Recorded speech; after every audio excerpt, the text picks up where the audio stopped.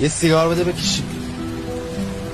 چطوری بکشم؟ اگه میخوای سیگاری بشی سعی کن کسی سیگاریت کنه که ارزشش رو داشته باشه. دقیقا مثل من تو رو سیگاریت کردم، ارزشش رو داشتم. من یه آهنگ دارم اهل نااهلی، از روز اولی که سیگار کشیدم میگم که شدم اهل نااهلی. وقتی به اراده بی‌ظرفیتم دود تو دست بچه ها چسبید، دادمش تو، یادمه، دیدمه، دوست دارمش. دوزاری من اونجا افتاد دیگه. این رفیق هرچی پول خورد دارمه، فازشو داشتیم بزرگ شدیم، اگه این گوهی بدیم تو فوت کنیم. الکی سیگاری شدم. من اصلا به این حرفا نمیخواد گروه کنیم.